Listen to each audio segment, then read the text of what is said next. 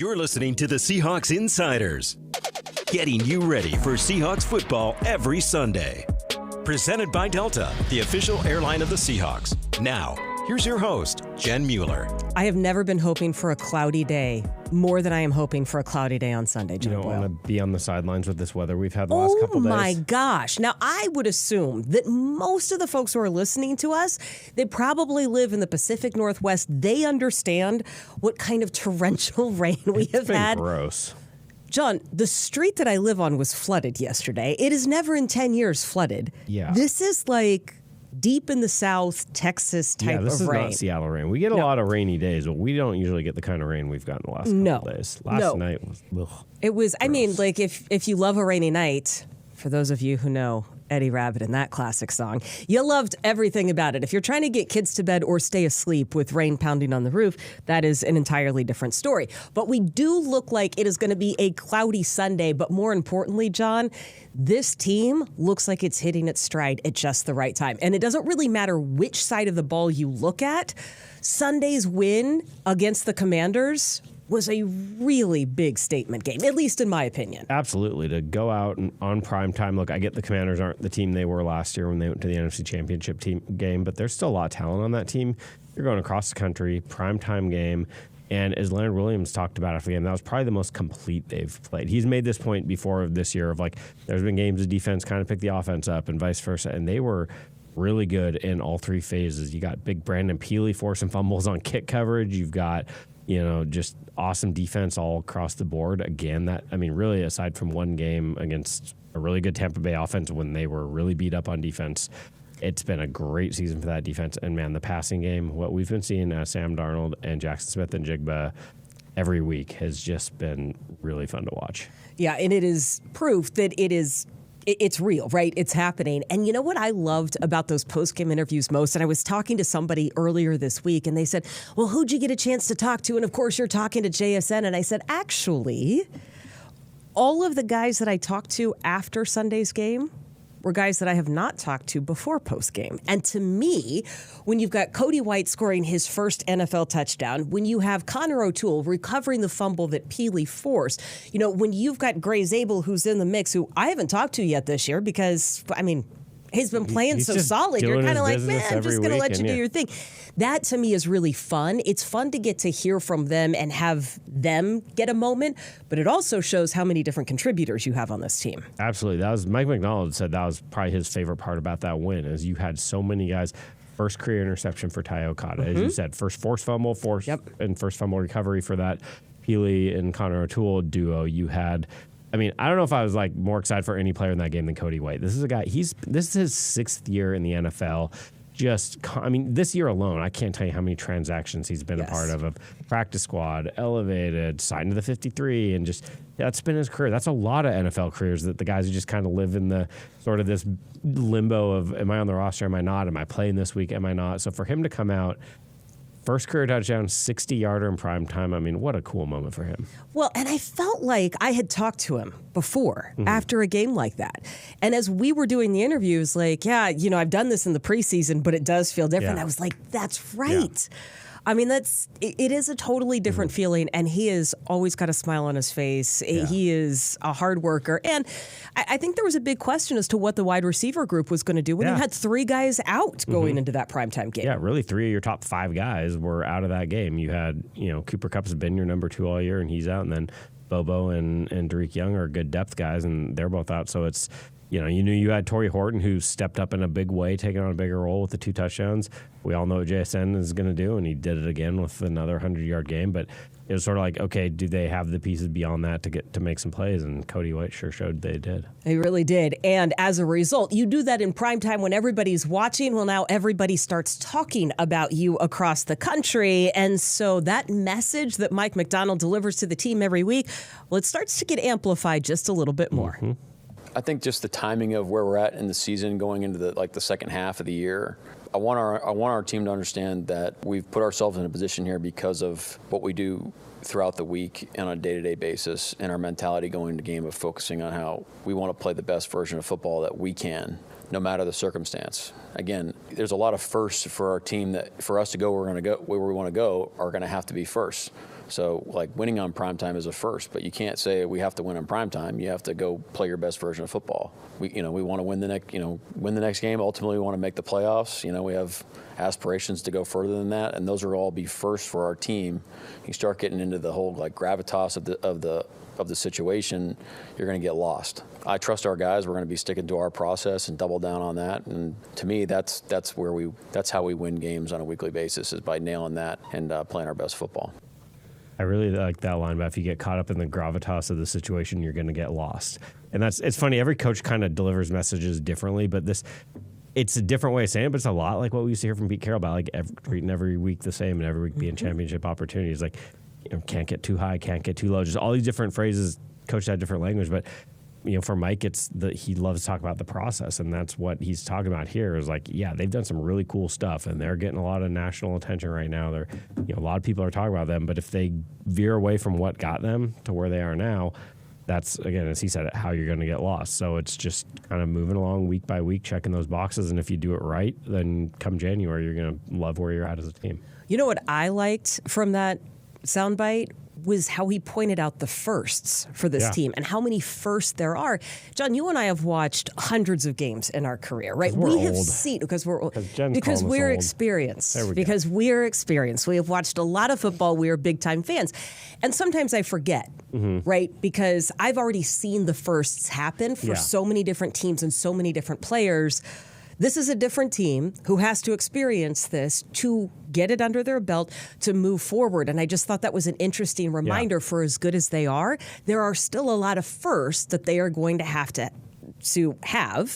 if they want to go where they want. This is a really young team. I mean, this is one of the, when you look at the guys actually playing meaningful snaps for them, they're, I think, the second youngest team in the NFL overall average age. And the only thing keeping them probably from being the youngest is that defensive front, which has got some more veteran guys. But it's just going along, experiencing these first and learning from them and keeping the thing going that's heading in a really nice direction right now. Well, and this week will be a first of a different kind. It will be our first look at Rashid Shaheed. It was the trade that the Seahawks made, and we can hear from both the new wide receiver. But let's start with Coach on what it means to acquire the speedster. Really excited. He was got in the building this morning, so we're off and running. Their offense is walking through right now. Obviously, has familiarity with Clinton and our system, so hopefully it's expedited getting up to speed. But enjoyed our conversation since the trade, and I know the guys were excited. It's a great opportunity to add to our team. Didn't feel like we were missing, something. It's not like we were trying to plug holes or anything like that. It was just an opportunity to get a great player and to augment what we were doing. So that was it. But yeah, I'm excited about it and excited to see him out there. Bittersweet feeling. It was a bittersweet feeling, but a lot of excitement. A lot of excitement from my family, myself, of course. Just excited about the journey. Excited to be here. Excited to be a part of this organization. And so far, it's been nothing but welcoming and feeling good right now. I really like the idea of wasn't like we're missing something, not trying to plug holes. Because the Seahawks could have done nothing on Tuesday and still be one of the best teams in the NFC. I mean, they built, John Shiner and company have built a great roster, and Mike McDonald and his coaching staff have a great thing going. So I don't think they came to the trade deadline like, oh my gosh, we're in trouble if we don't add this and that.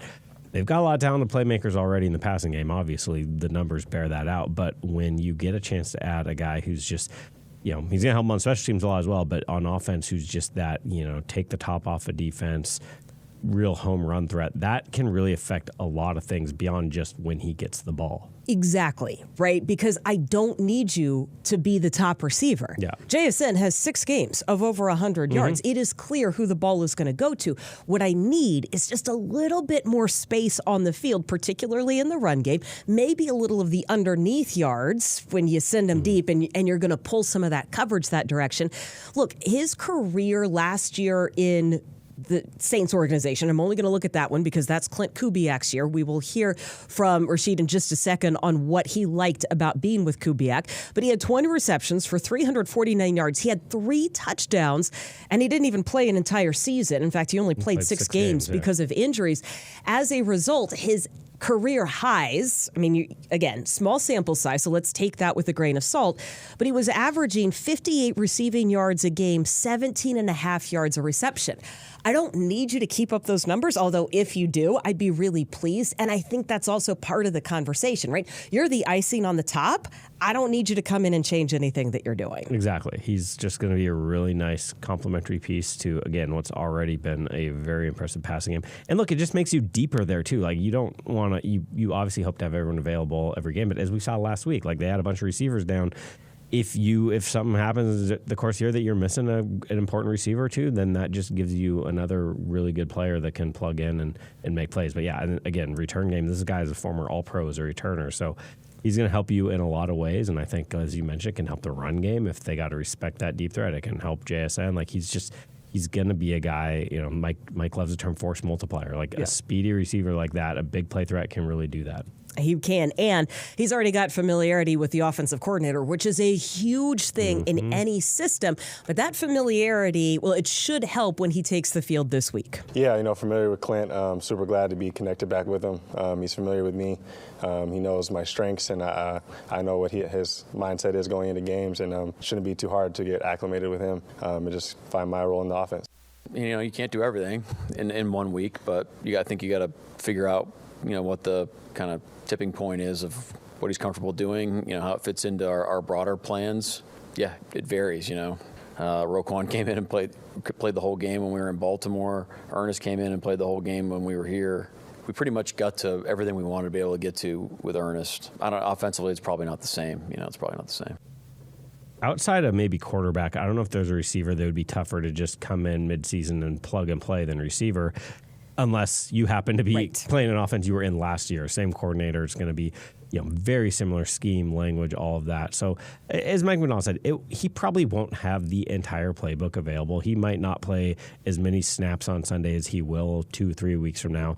But he's going to be able to have an impact in this game right away, because what he's going to be asked to do is going to be a lot like he did last year when, to your point, he had the career best yards per reception average. He was off to a great start. So, yeah, this is a guy who's going to be able to come in and impact this team right away. I have to think he's also chomping at the bit to see what it looks like when he gets more time with Clint Kubiak, too. Oh, for sure. Right? Like, he knows the potential is there. He wants to make that happen.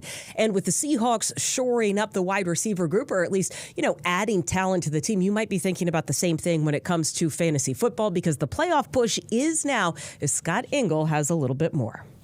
Thanks, Jen and John, and welcome to Week 10 for fantasy football. We're getting ready for that playoff push, but 4 more teams on the bye, so still a lot of challenges, and also a new Seahawks to consider for fantasy purposes. Rashid Shaheed traded to the Seahawks this week, and he was a borderline fantasy wide receiver 3/4 with some upside on the Saints.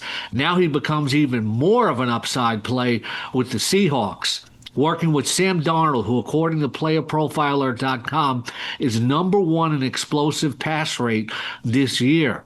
Shaheed was just outside the top 25 with the Saints in terms of fantasy points, and now he has more of a statistical ceiling for the rest of the season. Has averaged 14.9 yards per catch in his career, with 2 seasons of 17-plus yards per reception. Start using him in Week 11 when you need an upside play.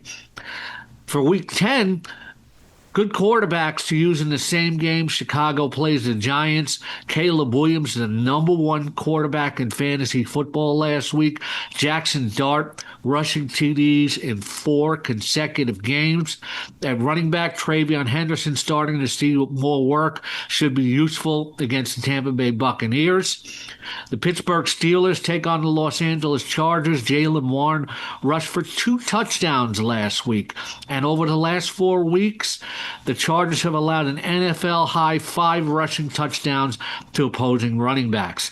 At wide receiver, with Rashid Shaheed traded to the Seahawks, Chris Olave should see a lot of volume this week against Carolina. Zay Flowers is a must-start at Minnesota.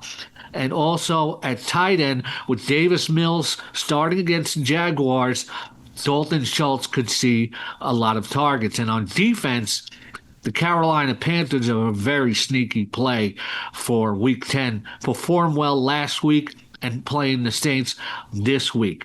For more from me, go to Seahawks.com, news, fantasy, insider, full breakdown of the Shaheed trade and more of your starts for Week 10.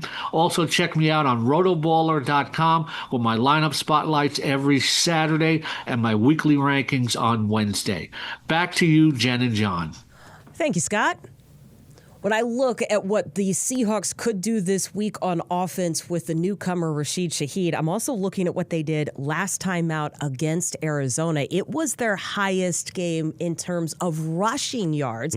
So now we've got an entirely different look that the Seahawks could show. But if I look at what they just did against the Commanders on Sunday, yeah, I'd like those rushing yards to be higher, but 418 yards of total offense, that is the second highest mark. Sam Darnold wasn't sacked at all the last time out. Now, I'm going to say everything comes with a grain of salt when it's a Thursday night game. He was sacked 3 times for 13 yards. So I think both sides of this are going to look a little different this time. The only time he's been sacked 3 times this season. He's 3 games without being sacked this year. I mean, we could talk for a long time about the pass protection he's had. But yeah, I think it'll look different. I mean, look, with all due respect to the Commanders, this Cardinals defense is a lot better than what the Seahawks saw in Washington this weekend. So they're going to have some challenges. The Cardinals have gotten some guys back on that defense that the Seahawks didn't see, including their first-round pick. But yeah, I mean, they've been wanting to run the ball all year. They've made no secret of that. They've attempted to run the ball. They're still in the top 10 in rush attempts, but they have not got that average up. But it's just like the lack of consistency. Go watch the first drive of the game in Washington, and they, 12-yard run. They had the 11-yard jet sweep. They had, I think, a 9-yard run. Like, they moved the ball. They just haven't really been able to do it consistently like they'd like. Well, and I would say this, you didn't run that many plays last week on offense either. It's the fewest total number of plays they have had all season long. You just don't have that many opportunities. 3 touchdowns of like 25-plus yards. That helps. Right. But you know what was really interesting is talking to the offensive line and actually the conversation on the bench during the game. It was the precision with which they were going up to the line of scrimmage. Yeah. And Sam Darnold that was his big message in the fourth quarter. He said, look, you got to keep running up there. You got to keep the tempo. The defense can feel that. Like, that is how you keep your foot on the throats. We keep thinking it means score points. Yeah. He's like, no. I need you to keep doing what you've been doing. That puts pressure on you. Jaron Reed brought that up to me in, I think it was July, the start of training camp. I was asking about the offensive line and kind of what's different this year, and he brought that up of, the way they are, out of the huddle to the ball quickly, and that changes things for defense. Like, if they're ready to run a play, we need to be ready to defend one. And they can spend all the time they want once they get there and change things up and audible, but just getting to the line with that intention and knowing they can snap the ball right away. I've been so impressed with what they've done up front relative to where they were a year ago, and I think the scheme and the coaching has a lot to do with that. Yeah, John Benton certainly brings a level of experience that it's hard to match just given his years in the league. And when we talk about the Seahawks offense against Arizona last time, their longest drives of the season, 2 of their longest drives just in terms of time of possession, their longest drive in terms of yards, going 90 yards, and then they had a 14-play drive against the Cardinals. So I do like what we saw. You pointed out those defensive pieces are going to be different, but when you go back and watch the film, they're going to see some things that they like. Yeah, for sure. This has been this is the kind of offense I just like this offense against anybody right now. We can talk about the Cardinals defense, and I respect the heck out of that group. They play well, they play hard, and they're talented. But it's with what Sam Darnold's doing and the weapons he has and what Clint's drawing up, I like the Seahawks' chances to move the ball right now against anybody. It is kind of fun to anticipate what we could see next. But right now, we are going to pause for a word from our presenting sponsor. Seattle is a city wired for change, where innovation drives the everyday, and Delta is proud to invest in that momentum. With nonstop flights to over 60 global destinations from Seattle, Delta connects you to the world. With thoughtfully designed cabins, premium service, and a seamless travel experience, all while supporting the community you call home. So your travel time feels more like me time.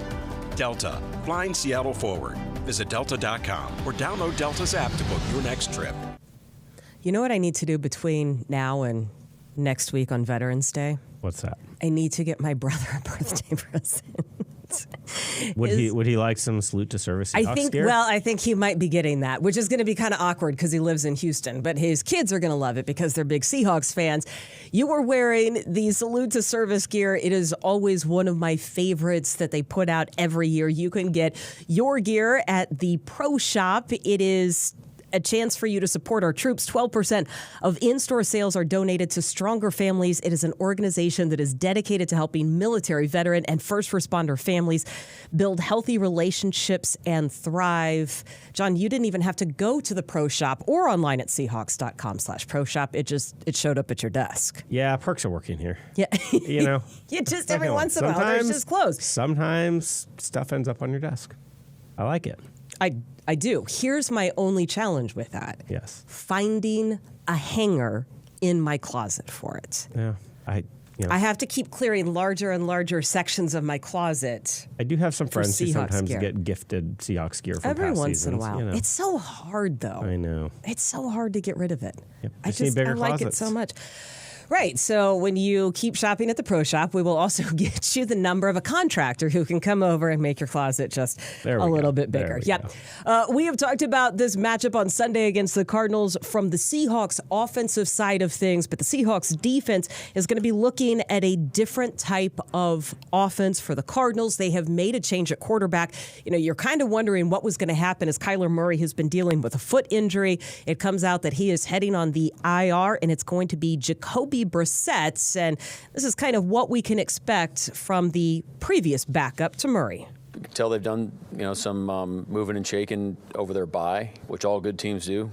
Consistently evaluate and evolve, and they've done that. And I think you've seen the effect of that, of how effective they've been. Even before the bye, I thought they were moving the ball well. They're putting up points. They're playing efficiently. They're taking care of the ball. They're doing a lot of really good things. That's what they're doing. I mean, they were doing that before, but just how they got it done was a little different with Jacoby's a little more under center. They've eliminated some of the quarterback-driven run game that Kyler brings. So there's some differences in how they're operating, but I'd say it's been effective. I thought they really dictated terms in the game on Monday night.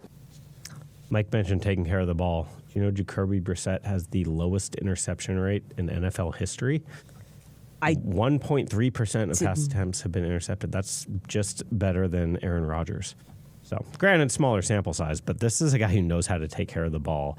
It's, he's not maybe the electric playmaker that Kyler Murray can be, but he's just a really smart, steady guy back there. He's not going to make a lot of mistakes. So, the Seahawks want to beat him. They're going to have to, whether it's with the pass rush or Mike drawing up something diabolical in coverage, he's not an easy guy to make mistakes. Well, but you do wonder how that affects the run game because Kyler Murray was the leading rusher, big part of it. So in that regard, maybe you don't have to put quite as many resources up front. But if you've got a quarterback who's going to sit in the pocket and deliver the ball on time, it's going to put a little pressure on the back end. The Seahawks dealing with some injuries. It was good to have Spoon back out there. It was good to have some of those guys, but we don't know the status of a few others who did not finish the game on Sunday. Yeah, most notably Ernest Jones, starting middle linebacker. The good news is he did do limited practice and what was a light practice on Wednesday, so we'll see if they get him back.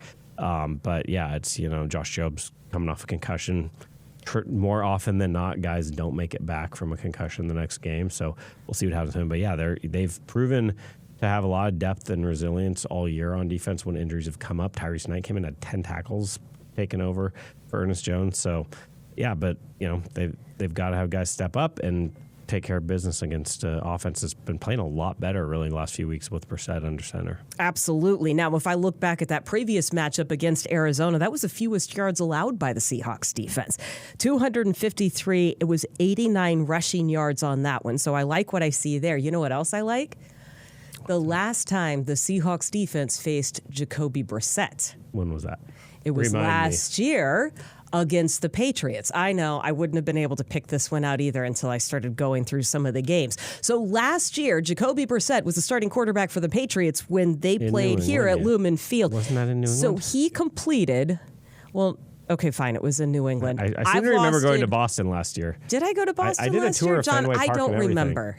So I'm not even going to, I did. I know exactly what I did that weekend. We stayed in Providence, Rhode Island. And you took a boat, I did. I took a boat. I went to Newport. How did I forget this? I remember what you did and you don't. Anyway, you remember when I said I was a veteran of this? It's just like you said, it's a different way of saying old. Okay, that's beside the point. Now that I have relived my trip to New England, Jacoby Brissett completed 15 of 27 passes. That is 55% of his passes. He threw for just 149 yards. It was 1 touchdown, and that was a 3-sack game for the defense. That was really early in the year. So that is before all of Mike's principles fully took hold and before they had, right, all the pieces that they wanted. I got to think Jacoby's thinking about that a little bit and how to protect himself some more. But I would think that there's also some good tape for the defense to go back and get a better idea on. Yeah, for sure. I mean, it's different scheme, different players and all that, but quarterbacks have tendencies. They move in the pocket certain ways. They like certain, throws and concepts. So for sure, there's going to be something they can take away from what was, as you said, one of their good early season performances before they really found their way fully on defense. Well, it feels like everything is coming together for this team at just the right time. And, of course, you come back to Lumen Field, so you've got the 12s behind you. You're rolling on a nice little win streak, but it's still going to be up to John and I to tell you the 2 things that the Seahawks what would they do without us? I don't know. But while we gather our thoughts for that, we'll take a break and hear from our presenting sponsor. Seahawks fans, 12 Status is back benefiting you this season. 1 passing yard gets you 1 mile all Seahawks season long. 12 Status members get priority boarding out of SeaTac all Seahawks season long. And 12 Status members get a 12% discount at the Seahawks Pro Shop on the 12th of each month. Sign up now at 12status.com. Okay, John, it's up to us. Lots of responsibility. What do you got? For one, I want to see them keep Sam Darnold clean. As I said earlier, the only time he's been sacked 3 times in a game this season was against the Cardinals, including the ageless Calais Campbell, who's been a thorn in the Seahawks side for about 30 years. I might be exaggerating slightly, but it feels like that long. So keep the protection. The protection's been so good this season, but I think if he has time to operate, I just don't think you can really stop this passing game right now. And then on the other side of the ball, let's get that turnover. Jacoby Brissett, as we said earlier, he does not throw interceptions, but I really like what the Seahawks defense is doing, and get a couple turnovers, get the crowd fired up. Let's get, I want to see Nick Emanwari's first career interception. How about that? Okay. Let's do that. Okay, we're getting very specific I'm calling my with shot. it. Okay.